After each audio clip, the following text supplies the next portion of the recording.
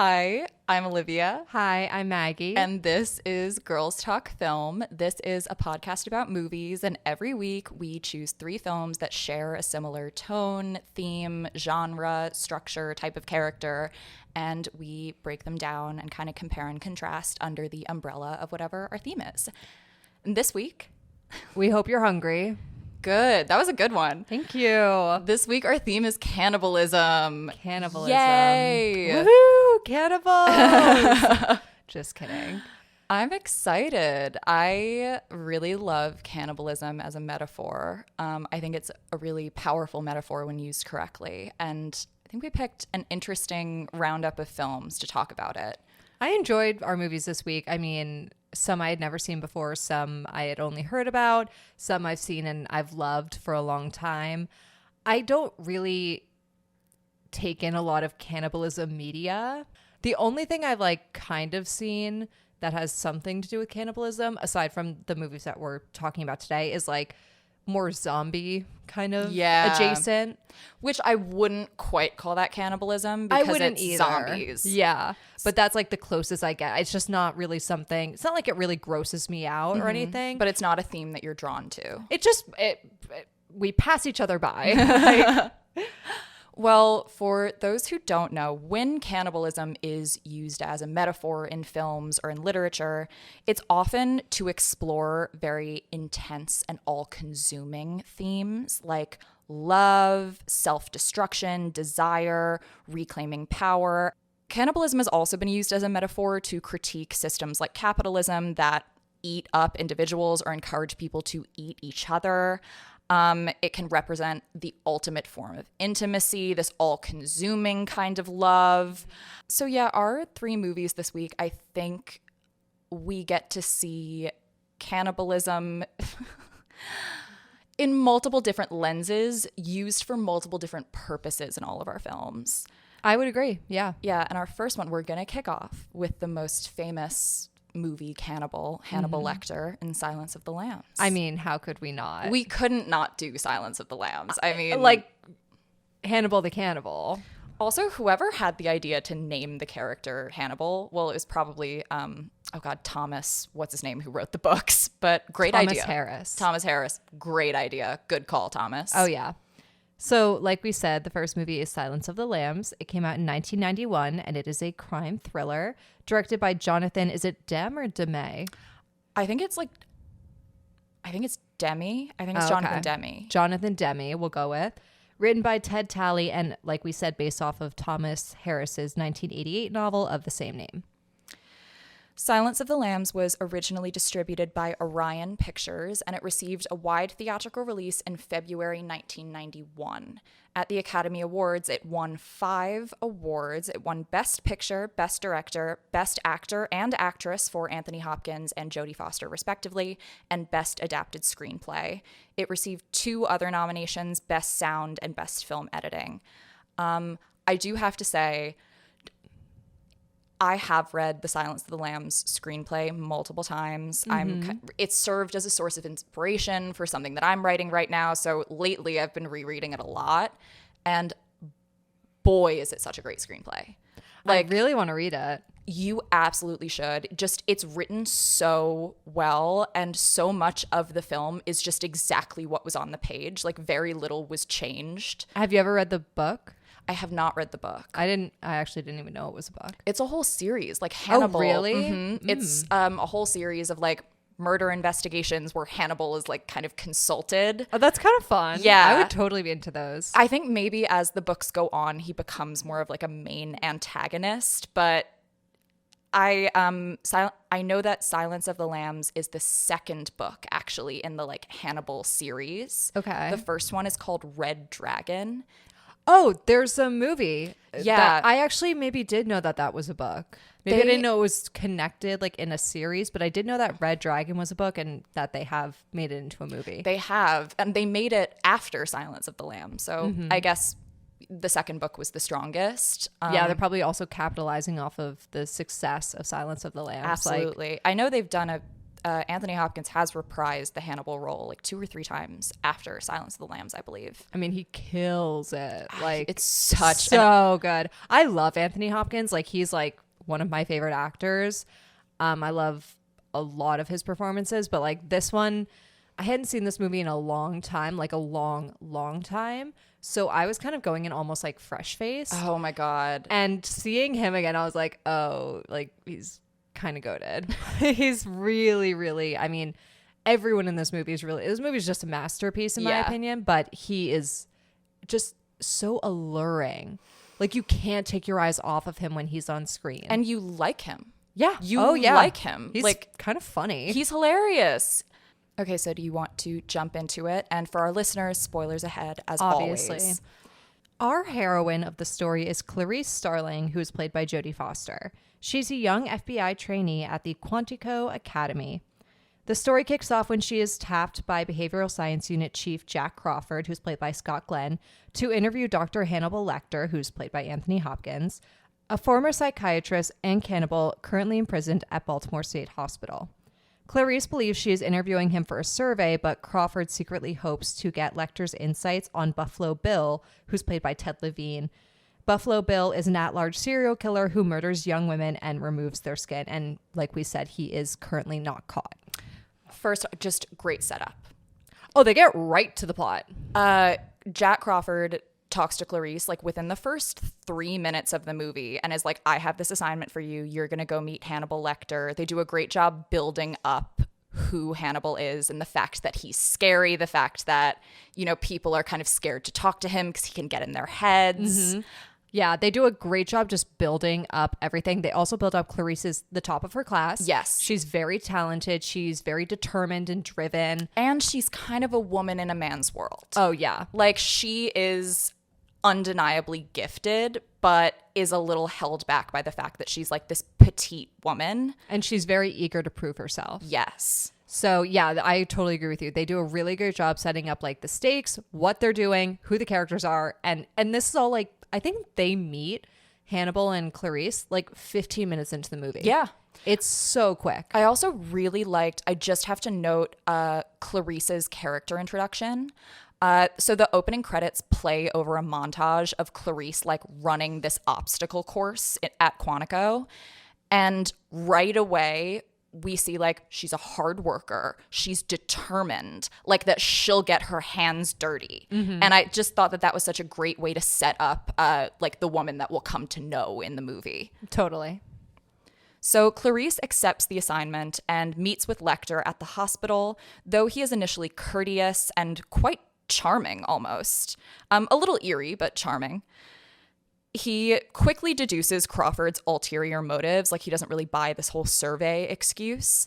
And when another inmate assaults Clarice by flinging a bodily fluid at her. Yuck.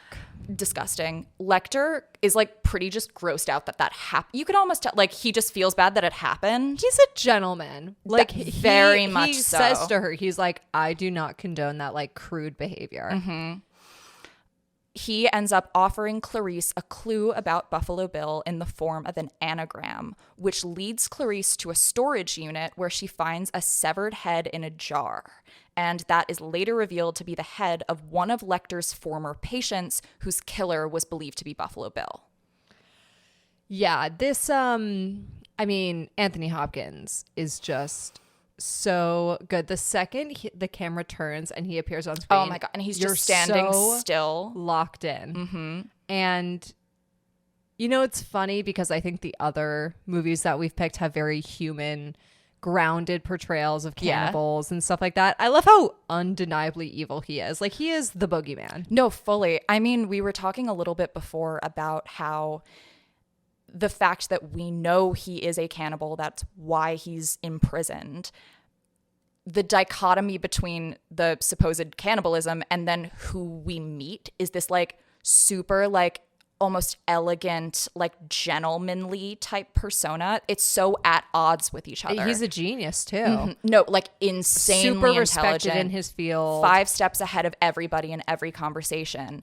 And then cannibalism is so like base and perverse that right away he's such a contradiction. Like right away he's a bit of an alien to us. And from the very first interaction, these two just have such a great dynamic. Oh my God, their chemistry. And listen, everyone always talks about Anthony Hopkins in this movie. It's like obviously a seminal performance, as we've said. Jodie Foster So good. is amazing. And like no one else could have done what she did in this movie. Yeah. You root for Clarice so hard. And you almost like you can kind of see why Lecter takes to her the way that he does. She does a really great job balancing Clarice's naivety, but also her drive. Like she's not this wide-eyed, scared of her own shadow, but she's, you know, this little fish in a very big pond. And there's a lot of times, you know, this movie also has a very feminist undertone. Which I like because it doesn't feel too preachy. I thought they did it the perfect amount. Like all we see is just like, you know what? It's unusual for a woman to be in the space, and Clarice has to work harder to earn her spot. But you're not like beat over the head with it in a way where it's like this is a message movie. It's just kind of showing the reality of how she's existing and living. Absolutely. But yeah, I think Jodie Foster does such a great job making Clarice such a well-rounded character, someone who is learning as we are as we watch the movie, but also is able to adapt so quickly on her feet. A lot of the men around her, because they kind of look down on her, they're more unwilling to kind of work with her. Listen to her in a way where she's an equal. Exactly. Which is, again, like we root for her so hard because we know she's right. Clarice meets again with Lecter, and he agrees to assist in the investigation in exchange for a transfer to a different hospital. Meanwhile, another Buffalo Bill victim is discovered with a death's head moth lodged in her throat, which is a type of insect. And it's like a type of insect that is mostly extinct. It's only found in Asia, I think they say. Yeah, so they're saying like, okay, whoever Buffalo Bill is, he's clearly like into bugs. Which is like their first kind of big lead. Yeah, because he is in the wind. When Buffalo Bill kidnaps Catherine Martin, a U.S. senator's daughter, Crawford has Clarice offer Hannibal a fake deal. A transfer to like a much nicer hospital, and he gets a window in his room in exchange for actionable information. Lecter demands a quid pro quo from Clarice. He wants to learn personal details about her. And Clarice was explicitly told by Crawford, like, do not tell him anything personal about yourself. They were like, you do not want him in your head. She agrees to the quid pro quo, though, and she reveals to Lecter that her father was murdered when she was 10. He was a police officer. In exchange, Lecter reveals that Buffalo Bill mistakenly thinks that he is a transsexual and may have been rejected from gender reassignment clinics. Unbeknownst to Clarice, the corrupt hospital director has recorded their conversation, exposes her deceit to Lecter, and makes him a new offer: relocation in exchange for giving information to Catherine Martin's mother. And keep in mind, Catherine Martin is the senator's daughter who was kidnapped. And also just want to note really quick that we now have met Buffalo Bill. Yes, he has shown up pretty early in the movie. Yeah, we will cut to him like in his disgusting basement where he's keeping Catherine hostage in like a well. First of all, can I just say, this is why I don't help men. Like, that's how he kidnaps her, is he like pretends he needs help like putting, I think it's like furniture into his truck. Yeah, honestly, I'm not gonna lie, if a grown man is asking a young woman to help him lift something, that's suspicious to me. Maybe I just know too much about Ted Bundy. Yeah. But yeah, suspicious. Oh yeah, no, I'm not even joking. If I was that girl and Buffalo Bill was like, oh, my arm, he has like a fake cast, I would have been like, oh, sucks for you, bye. Yeah. Yeah. Wave and smile. So yeah, we do cut between Buffalo Bill, and then we'll go to Hannibal, and then we'll go to Clarice. So it's kind of like we're being told three stories, but oftentimes Clarice and Hannibal are kind of together. Yeah. Lecter complies and is flown to Memphis, where he provides Senator Martin with details about Buffalo Bill's appearance, but falsely names him as Louis Friend. Clarice is able to decipher Louis Friend as an anagram for iron sulfide, meaning fool's gold. So he was just like fucking with them, essentially. He loves a good anagram. He really it's like does. The second time, yeah. She confronts Lecter where he's being held in a temporary cell at a Memphis courthouse. He demands more personal information from Clarice, and she recounts a traumatic incident. After her father's death, she lived on a relative's farm, and she failed to save a bunch of spring lambs from slaughter. And she remembers the echoing of the lambs screaming as they're about to be slaughtered. And like that sound really haunts her, hence the silence of the lambs. Lecter intuits that saving Catherine might provide catharsis for Clarice for this trauma, and very much so. It's so obvious. He ends up giving her his notes on the Buffalo Bill case file. Her monologue is like beautiful, masterclass of acting. Yeah. It is so well delivered. I love how she's whispering, like you can barely hear her. Because she's never said this out loud before. Yeah. Like you can tell in her performance, like, oh, this has only existed within you. And it's haunted her so clearly for so long. And of course, Anthony Hopkins is like right there, right in her face. It's so good. That's like one of the best scenes, one of the most iconic scenes in the movie for a reason. There's a reason why that's what gives the movie its name.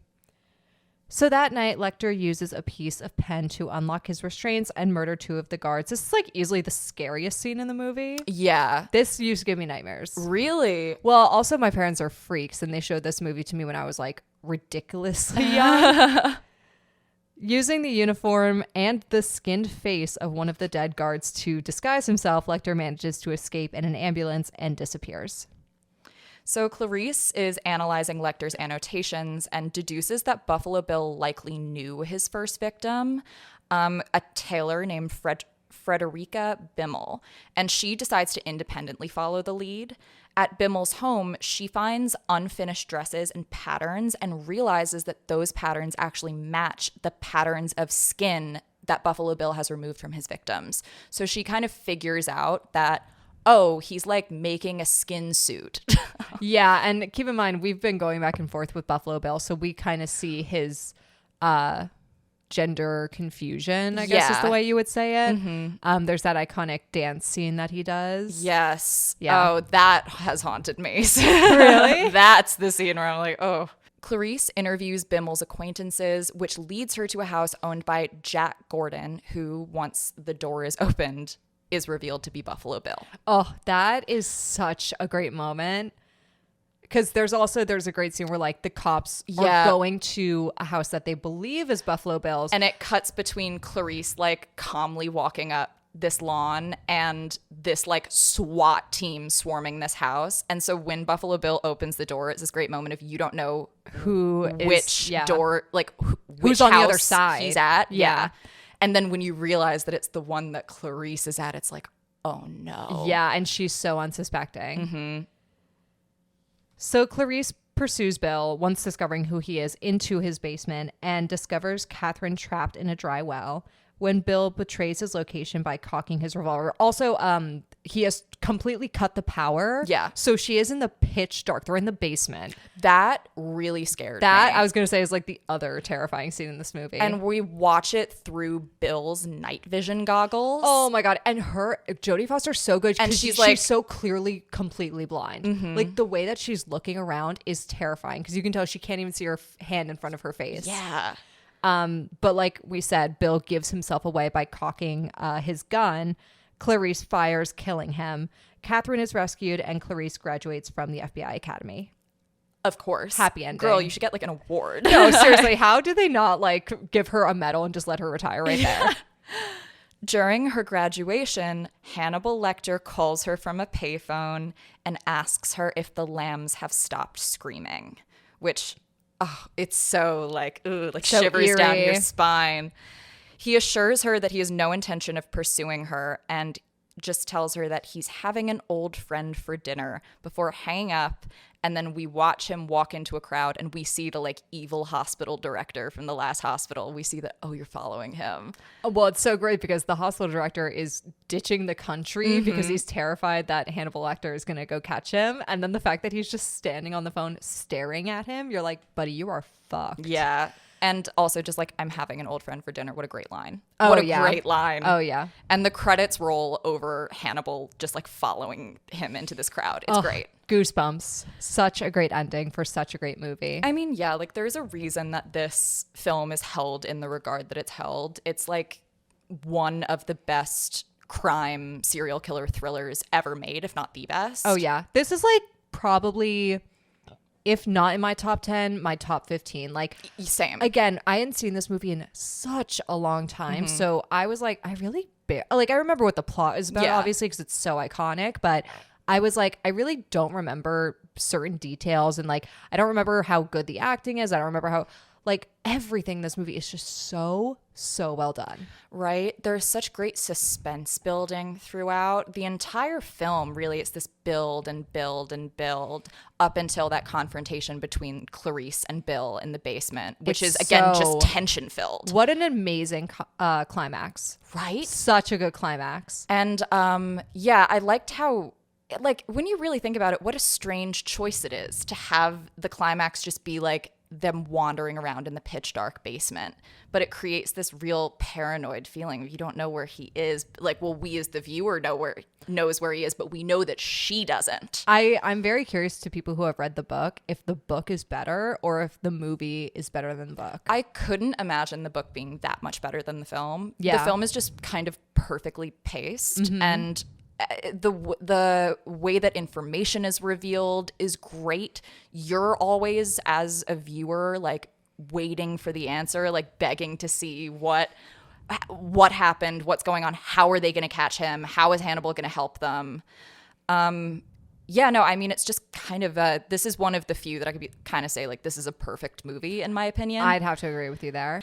The idea of wanting to make a skin suit is so just spine-chillingly horrible. No, yeah. Horrible to imagine. And then, I don't know, the dichotomy between him and Lecter and the questions of, like, why do we kind of favor one over the other? Because one adheres to social norms more. That I find very interesting. But yeah, overall, I think this is just kind of an excellent film. I would recommend Silence of the Lambs to absolutely everybody.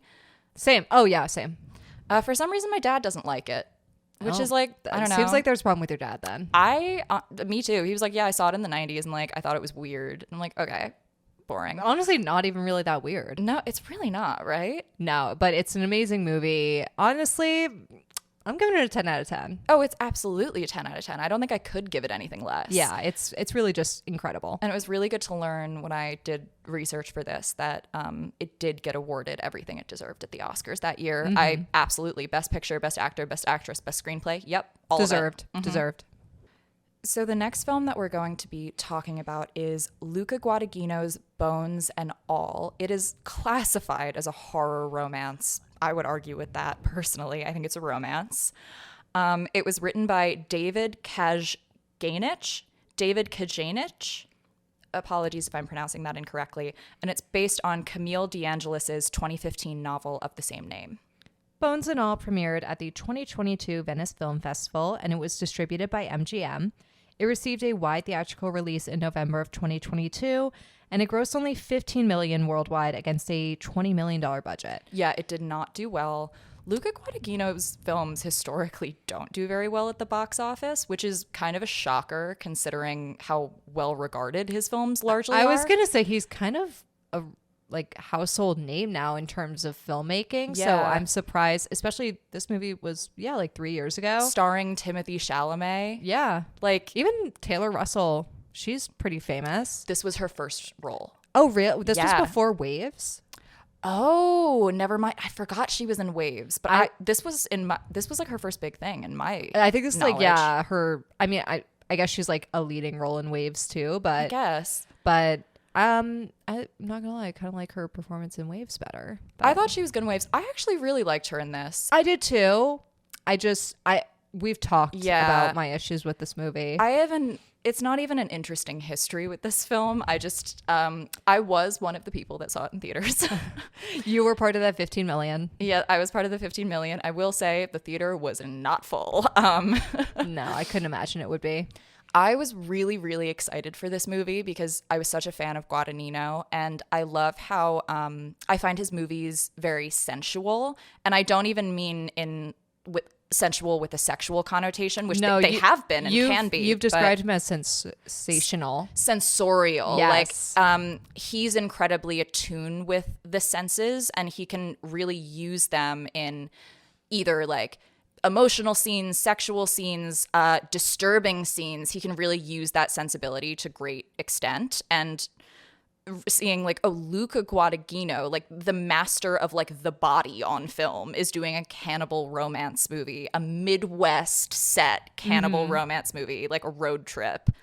When I was so excited for this movie for months before it came out, I'm like, this has me written all over it. Like, I'm gonna love this. And I was unfortunately left underwhelmed. Yeah, that's a great word for this movie. Especially, it's like you said, it's classified as a romance horror. I don't find it scary. It's not really a horror at all. movie. Not a horror movie. And I don't find it very romantic at all. No, for Guadagnino, I found this to be sterile, actually, I know. in a lot of points. Especially like quite passionless. looking at it and being like, this is the guy who did Call Me By Your Name, which is like one of the most romantic, sexy movies ever. And then It's shocking. But yeah, I was really surprised with how distant this felt to me, and how really passionless it felt. Like, I'm so sorry. If I am watching a cannibal romance movie, I want passion. I want hunger.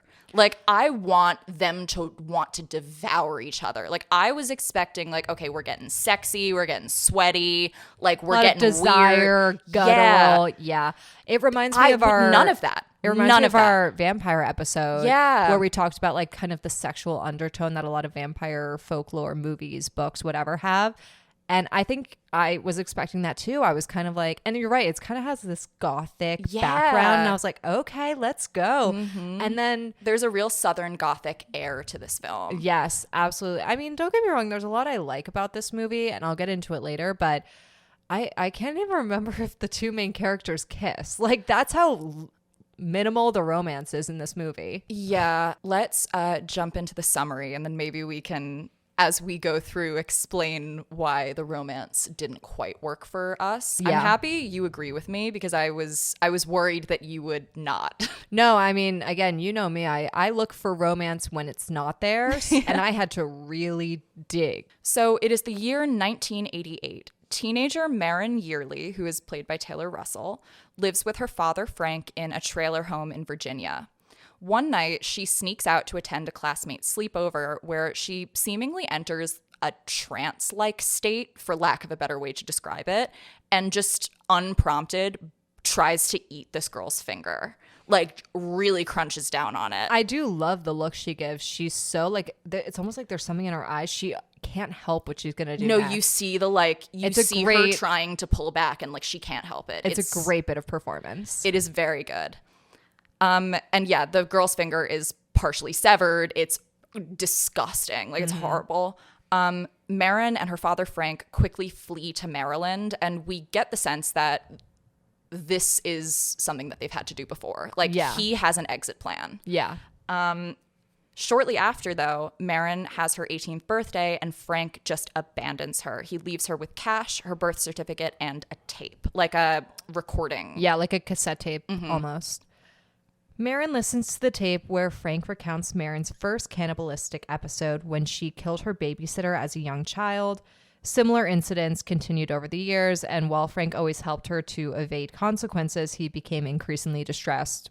Obviously, yeah. Like, your daughter is eating people. And like, can't stop. He concludes the tape with the hope that she will overcome her urges.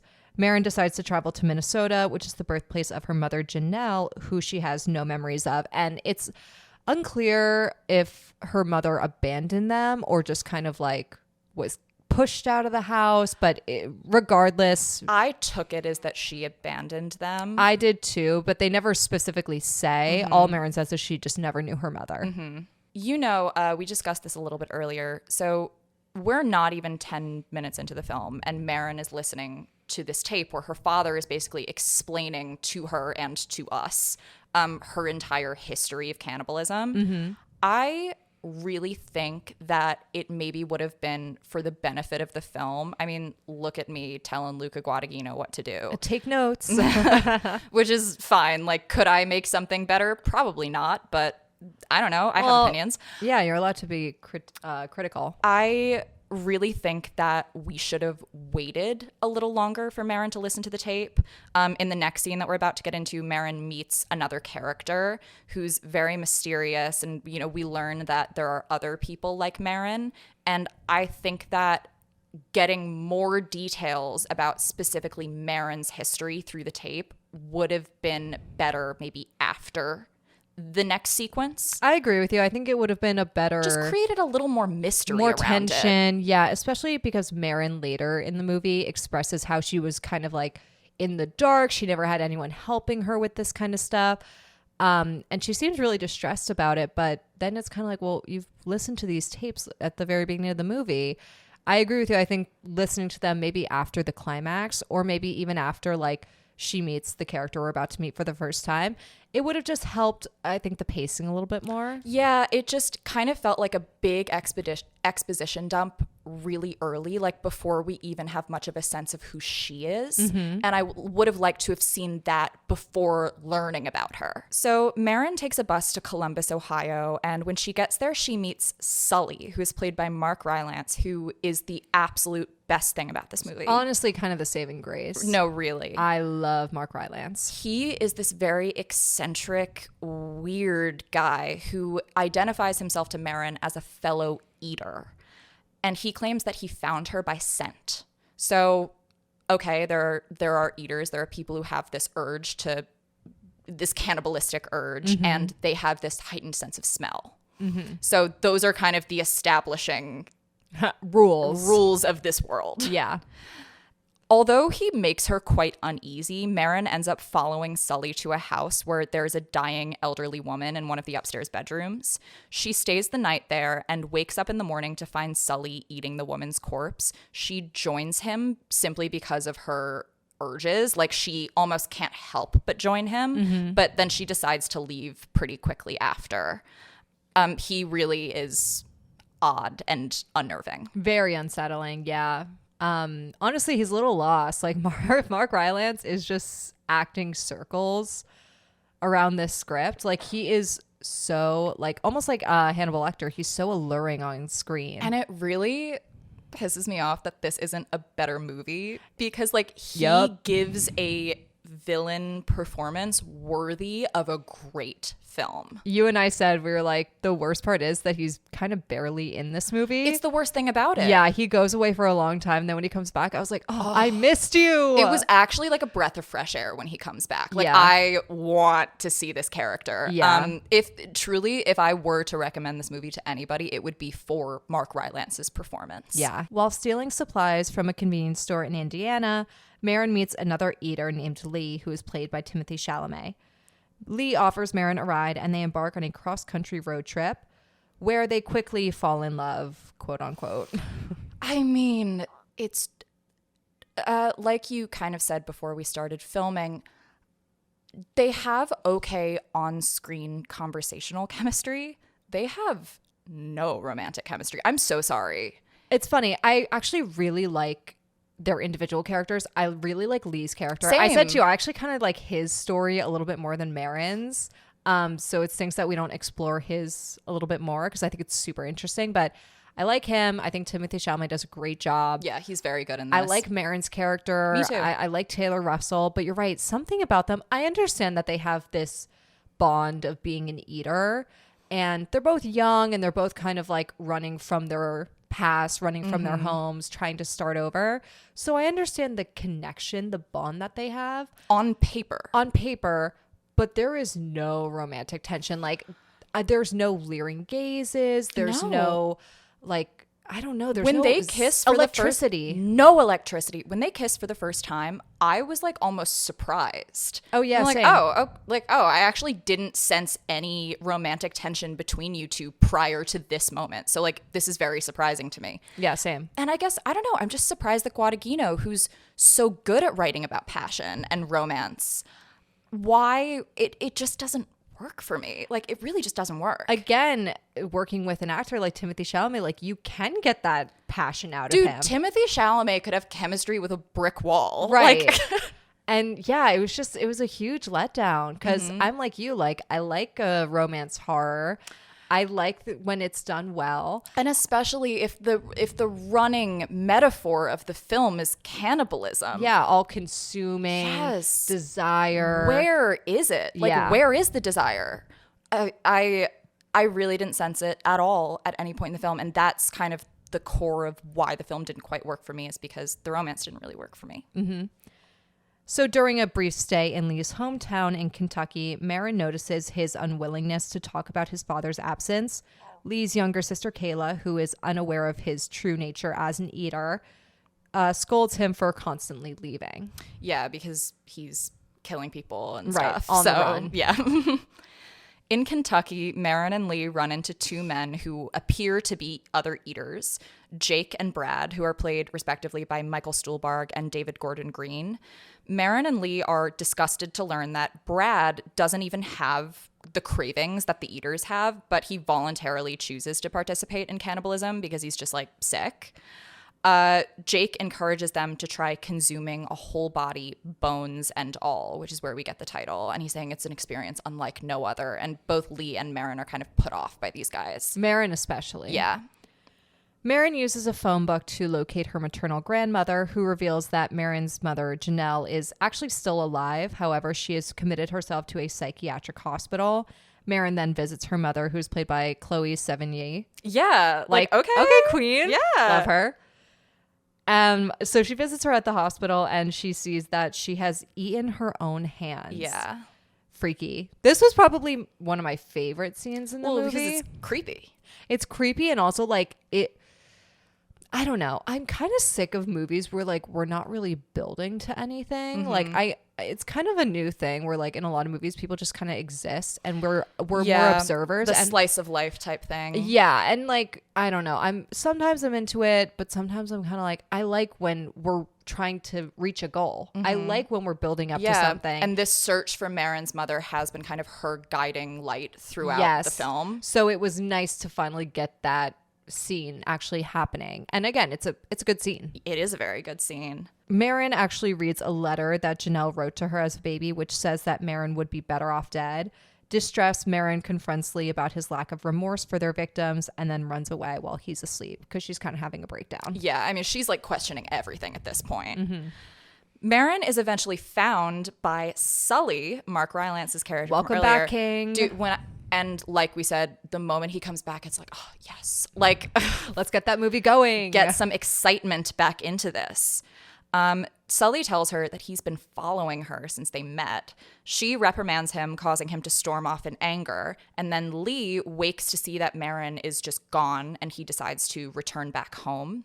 After a while, on her own, she's having a hard time kind of hacking, just living on the run on her own. She decides to return to Kentucky. She reunites with Lee, and they rekindle their relationship and travel west to attempt a normal life together. Sometime later, the couple is living in Ann Arbor, Michigan, where Marin works at a college bookstore. So they're kind of like just living like everyday people. Yeah, it seems like they've managed it so far, too. She returns home one day to find that Sully has broken into their apartment. When Lee returns, the pair manage to kill Sully, but Lee is fatally wounded in the struggle. While searching Sully's purse, Marin realizes that Sully also killed Lee's sister, Kayla, and that was Sully's last victim. I felt like that was such an underwhelming reveal. I thought so, too. I think it could have been way better, like, done. Yeah. I almost even missed it. Because Sully has this thing that he'll collect the hair of his victims, and Marin finds Kayla's hair. Right, but like it's just so underwhelming when she finds it. Like it took me a second too to like put together like oh there's a sister. Like, well, I think Guadagnino probably knew that because Timothée Chalamet literally says the words, "Oh, he killed Kayla." Yeah, and I was like, okay, all right, just spell it out for us because it was kind of I wish Mark Rylance had been like, "Oh, your lover? Like I killed his fucking sister." Yeah, I feel like that would have been better.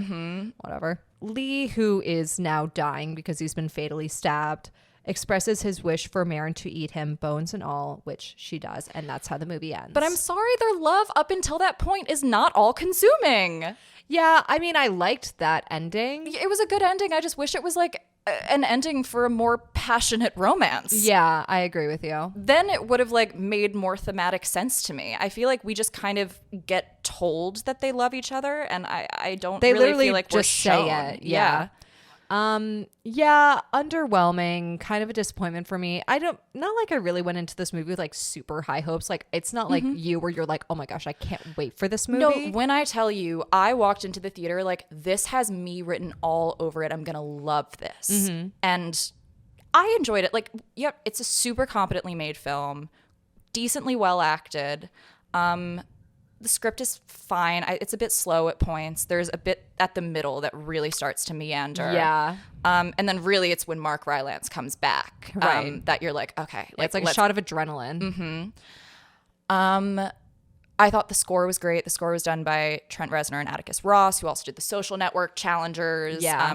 They work with Guadagnino a lot. I can't say that I like hated the movie because I do think it was competently made and there was a vision. I just didn't quite feel it maybe the way that I should have. Yeah, I think really the only, I guess not the only thing, but the thing that I really enjoyed out of the movie was the visuals. Yeah. I think this is a really stunning movie. It is. I always like when movies can take like really mundane settings and shots and locations and make them so scenic and pretty. And again, this movie has a very Southern Gothic. It's set in the Midwest. Like, yeah, we're driving all around the Midwest and the South. yeah, very impoverished locations. And it's so picturesque and so like, I really enjoyed the visual aspect of this movie. So I would watch it again really only for that and for Mark Rylance's performance. But yeah, it just, I don't know. I just didn't really enjoy it. I'm with you. I'm probably going to give it a 6 out of 10. I feel like I want to see a different version of this movie. Yeah, I like, again, it was fine, but it wasn't really for me, and it's not something I would like rush to return to. I'm gonna give it like a 5.5. Fair enough. Probably, maybe. Oh no, this and After the Hunt are probably my least favorite Guadagnino films. I haven't seen it yet. I heard it's very underwhelming. It's a 5 out of 10. Like for me, it's very like middle of the road. I felt unchanged after watching it. Oh, that sucks. Before we move on to our next film, I also do just want to say I strongly believe that the cannibalism in Bones and All is a metaphor for addiction. Okay. I could not get it out of my head watching it, especially at the scene where they meet those other two eaters. And one of them is just doing it because he's like a sick person. And their complete disbelief of why would you do it if you didn't have to? Like, we have to. Like, our compulsion is something that we have to manage. Why would you do that if you didn't have the desire, like this inner pull? Even the sort of thing about how eaters can smell each other. Like, don't addicts always say that as like an addict can always spot another addict? Takes one to know one. Yeah, just the whole framing of it as it is a compulsion that like they are almost powerless to fight. I feel like a lot of people talk about addiction in the same terms. Yeah, I mean, just thinking about, that's a really interesting point. I mean, Mark Rylance's character is almost like a personification of it, the way that he follows Marin across the country. And then when her and Lee try to like live like normal people and like push down their urges, then Sully is right there like ready to attack. Yeah. Like, it's a very interesting metaphor. I don't know. I doubt I'm the first person to like say that. I'm sure The that first other person people have, to me.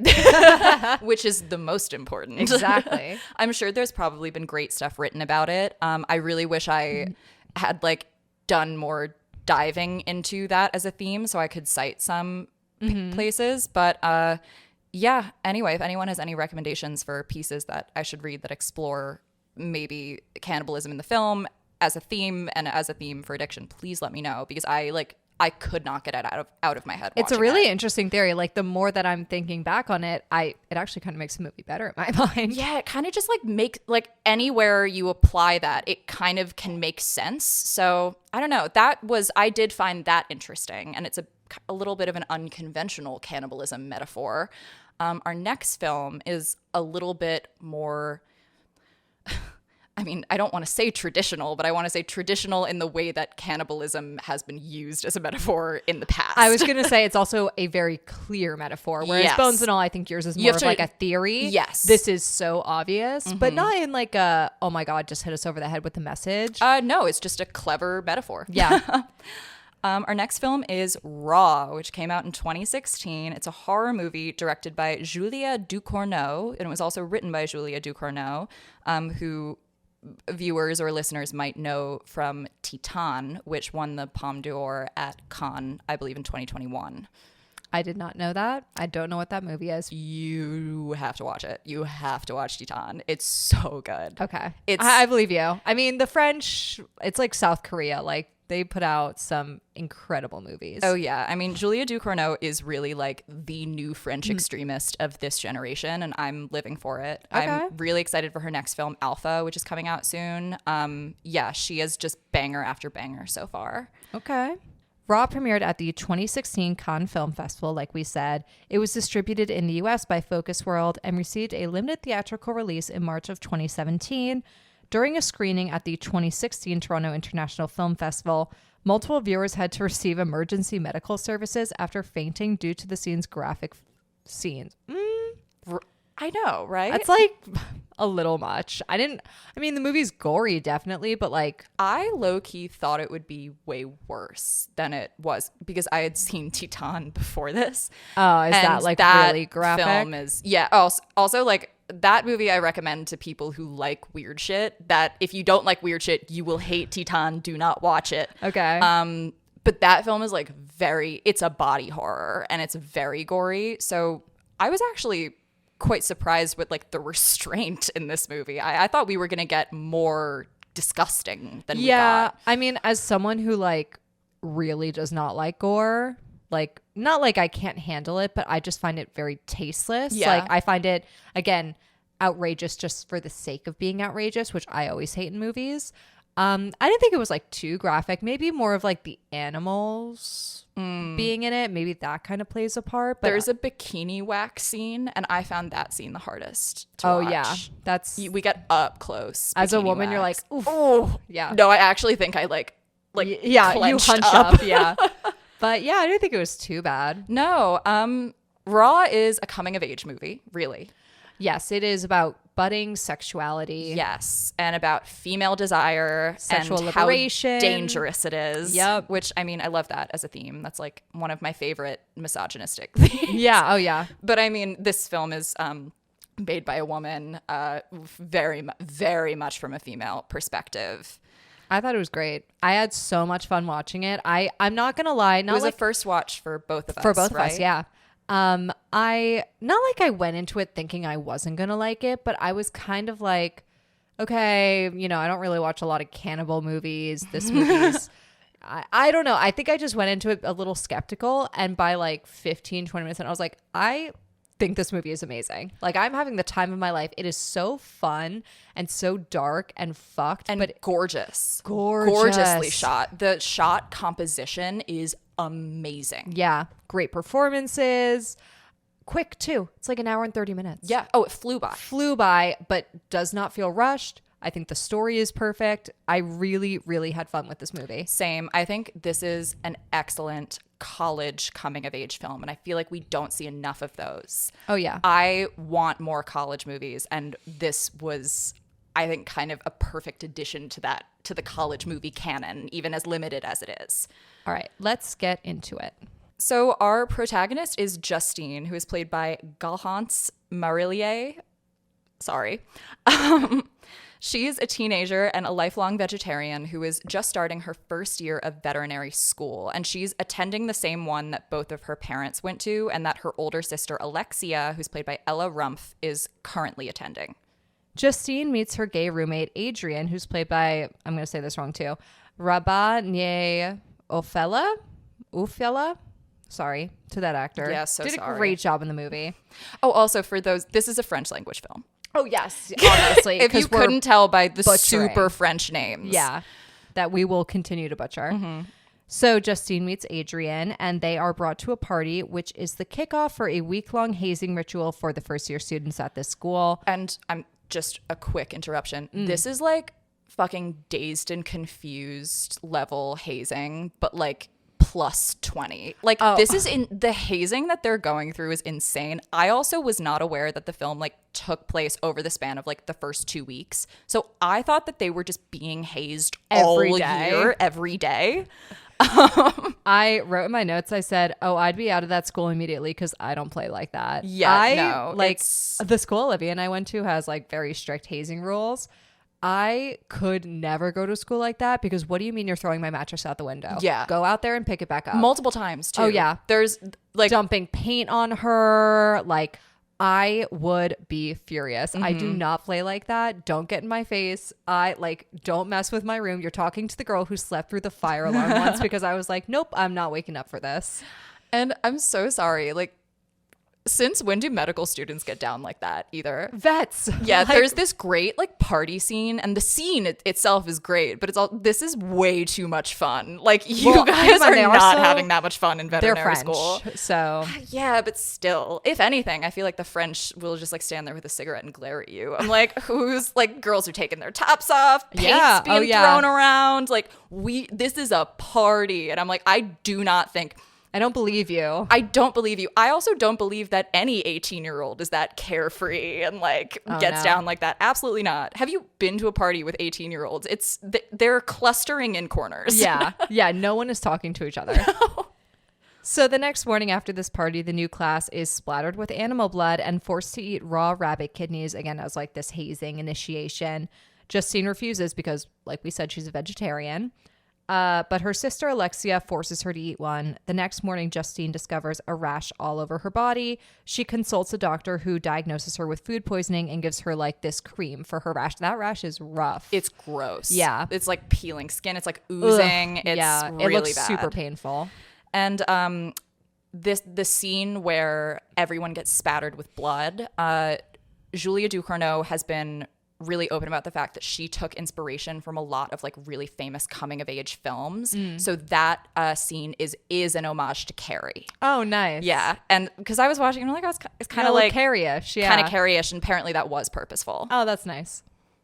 So the next day, Justine begins having cravings for meat.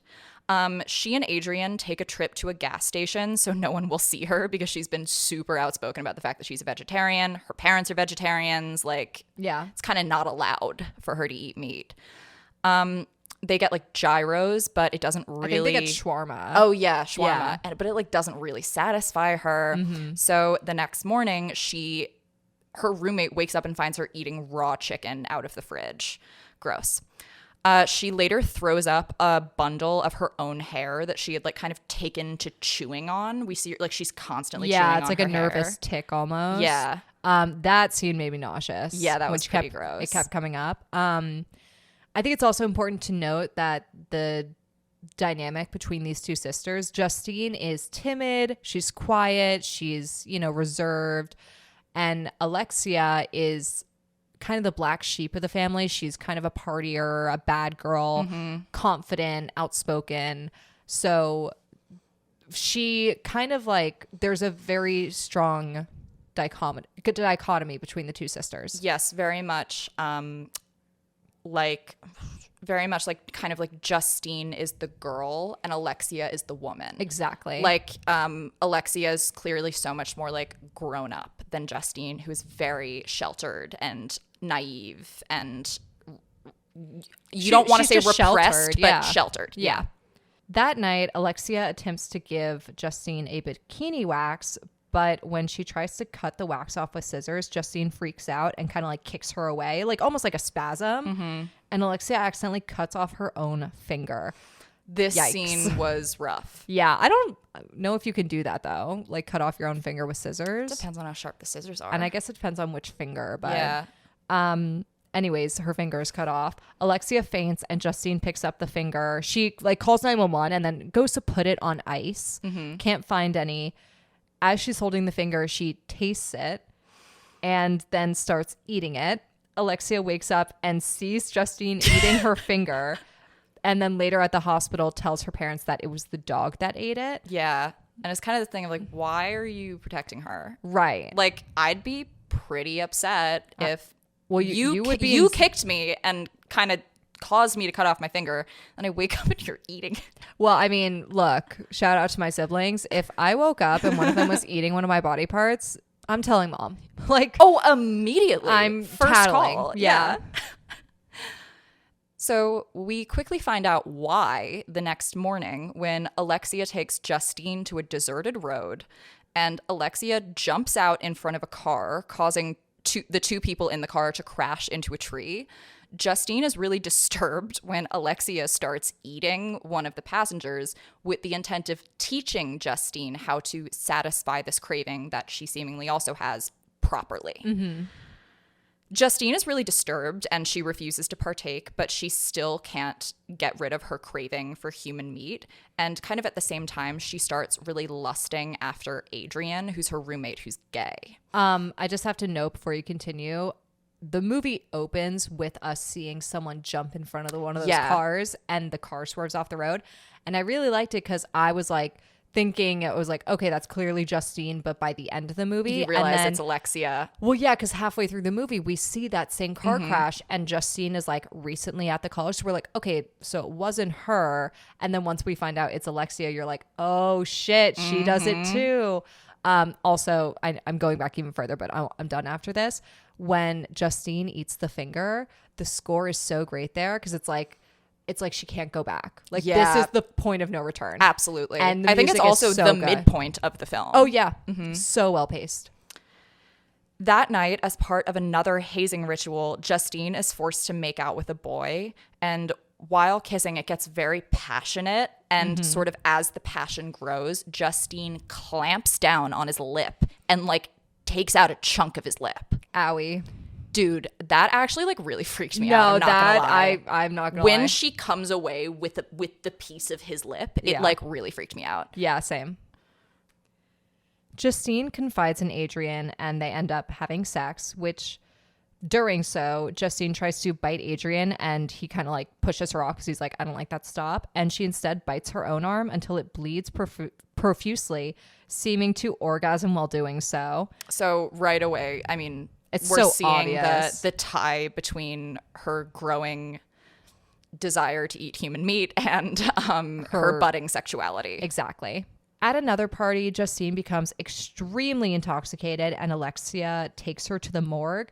The next day, Justine discovers a video that is being spread around campus of Justine in the morgue on all fours attempting to like bite the arm of one of the dead bodies, and Alexia is like egging her on.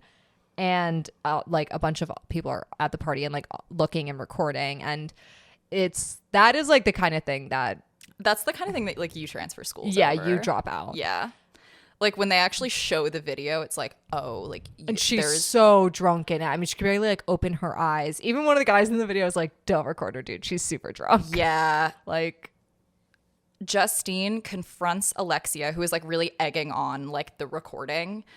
She confronts her like in the middle of campus and starts to fight her, and the two just start biting each other until they're pulled apart by other students. This I actually found like incredibly grotesque. I think maybe just the fact that it's like they're both attacking each other and it's like out in public. I mean, even the other students are kind of like, what the fuck do we do? They have no idea what to do. They're both really freaked out. And the next morning, Justine wakes up in bed with Adrian and realizes that most of his right leg is gone, having been eaten, and he has a stab wound in his back and he's dead. She sees Alexia slumped on the floor and kind of puts two and two together and realizes that Alexia killed Adrian. And she's initially completely furious, but she ends up bringing Alexia into the shower and like cleaning her off. Oh, I liked Adrian. I was sad he died. Oh, well. Oh, well. I think there's a lot to say about like the relationship between sisters in this movie too. Yeah. I mean, it's kind of like your closest confidant and worst enemy, very much positioned, that's very much how this relationship is positioned here. Yeah. It's like they both know each other in the deepest way, which makes their cruelty towards one another, especially Alexia's to Justine, even more horrible. Soon after, Alexia is imprisoned for the murder of Adrian, and Justine is sent back home. Justine's father tells her that when he first met their mother, so this is like the final scene of the movie, they're sitting at their kitchen table. Justine's father tells Justine that when he first met their mother, he didn't understand why she didn't want to be with him and why she constantly like friend zoned him. And then he says that he finally realized why that was when they kissed, and we notice a scar right on the top of his lip. He unbuttons his shirt, revealing various scars and wounds Bite all marks, over his chest, and assures Justine that they will look for a solution. He's basically like, the movie ends with him being like, I'm sure you'll find like a way to help yourself. Oh, I loved the ending. I like the ending. I think it was like totally serviceable ending. I had this whole theory throughout the film. It wasn't the ending you thought it was going to be. I had this whole theory throughout the film that Alexia was like imaginary, and she just represented like the fully evolved sexual woman and cannibal that Justine is she on was her way towards. Justine's sexuality personified. That's exactly what I thought it was, and was quite disappointed actually when they went for like a more literal thing at the end of like, this is like a thing that runs in this family. Right, it's hereditary. Yeah. I guess I was just hoping for something a little more surreal, and I kind of got that idea early on. And I was like, wait, I really hope it's that. I get it. Like, there are times where I watch a movie and I'm like, it's totally going to go this way, and then it doesn't. And I'm like, I kind of liked my way. Yeah. I thought my way was a little bit better. So I actually don't have a problem with the ending. I thought the reveal was good. I thought it was fun. I enjoyed it. I was hoping it would go in a more surreal direction. So that's kind of maybe tainted my experience of the ending. My own expectations tainted it. I totally understand. I really liked the ending. Again, I did go back in the movie and I was like, did he always have that scar on his lip? And he did. Like, I went to the first scene and I was really looking, because they do a good job like not really showing the dad close up. And it does kind of make more sense of why, because you get a sense of Justine's parents are very, especially her mother seems very like, they're so strict about her vegetarianism, yes, too. That's how the movie opens. And I kind of took like her going to college as kind of this like, also, yes, a sexual liberation, but also a liberation from like overbearing parents. And then by the end, you're like, okay, it makes sense. And it also makes sense why Alexia is more of the black sheep, because it seems like she is, you know, they're not able to control her as much. So I found it, and it's also just kind of like a ooh kind of ending. Like, no, I agree. I do have to say, I really love the world that the movie creates. Like, the world itself is so hostile, and like their sharp edges. I mean, even this relentless hazing that doesn't end is so like hostile and violent. The school that I don't know where they shot it, but the supposed veterinary school, it's all these like big gray buildings, like these with like these sharp edged sort of brutalist modern architecture that's so unhospitable. I liked that the outside world itself, like even aside from the cannibalism aspect of the film, there's so much about the world that is so unpleasant. It really creates the sense of discomfort watching it, which is clearly like Justine is always fighting against the sense of discomfort. I really loved that. Loved Galhant's Marillier's performance. yes, great job. Amazing. I thought everyone did a good job, but she really carries the movie. And when I say like, what a dream role, like, oh my God. This must have been so much fun. She ate it. Yeah. She She ate. ate literally.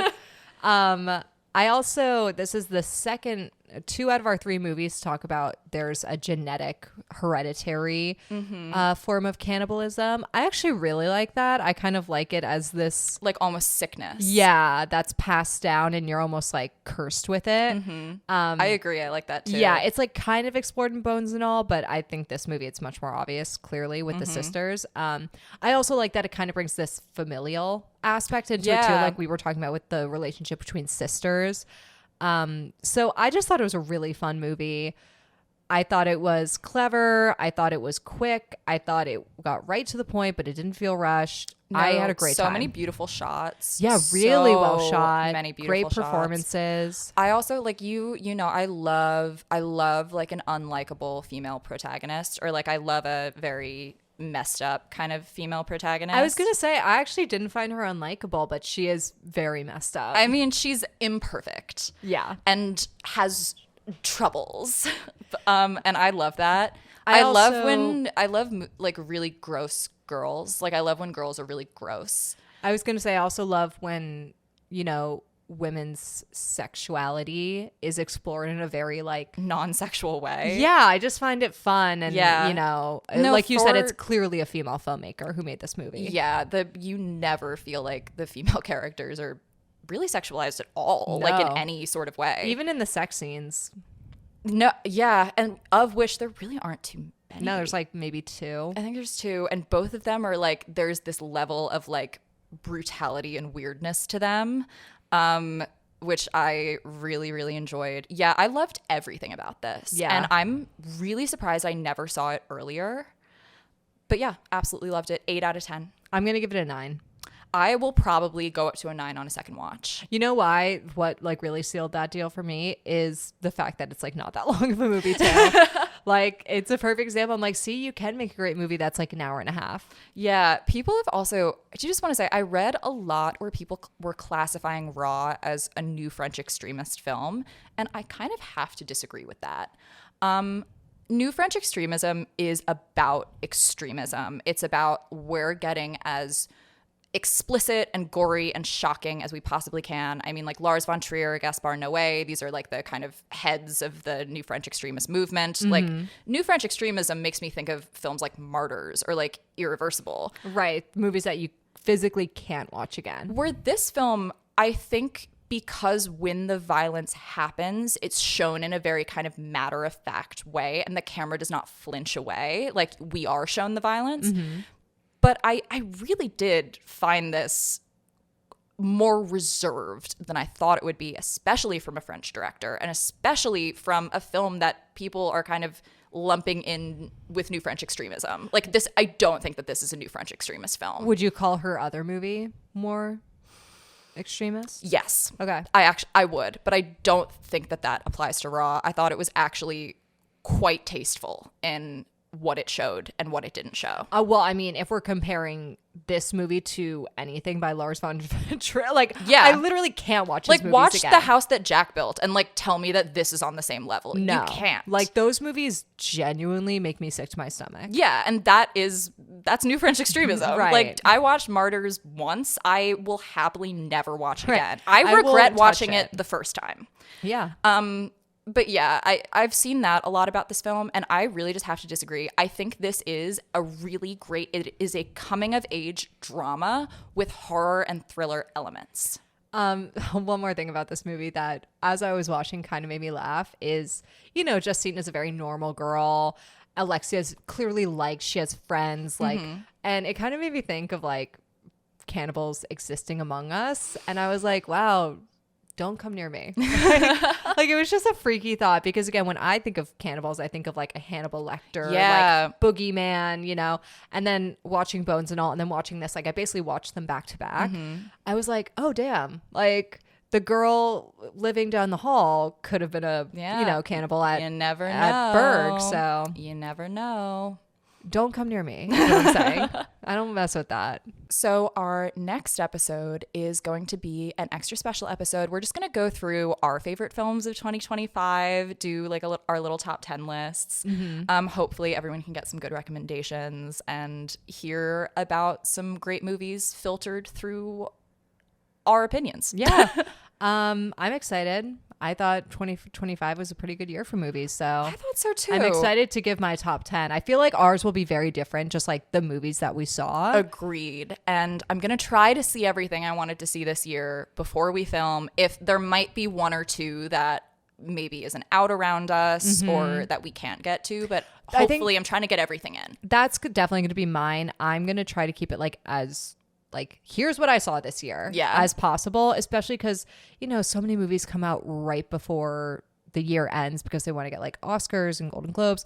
But then they're in these like random art house movie theaters. And I'm like, I can't drive 50 miles to go see Sentimental Value. Well, girl, like, try. Also, Sentimental Value is available to stream now. oh, really? So, Okay. All right. So that'll definitely be in my list because I really wanted to see that. And it's really good. It's going to be mine. Oh, okay. But yeah. So anyway, we'd love if you liked, subscribed, left a review, a comment. Even if you want to shoot us a message, we don't have that much. We don't have like a ton of better things to do. We probably will answer. No, and again, we love when people like recommend movies to Yeah. us. We love when people, you know, give their opinions on the movies that we talk Please. about. Like we Welcome. always read the comments, you guys. So Yeah. like, please leave some. So yeah, thank you so much for watching, and we will see you next week. I'm Maggie. I'm Olivia. Bye. Bye.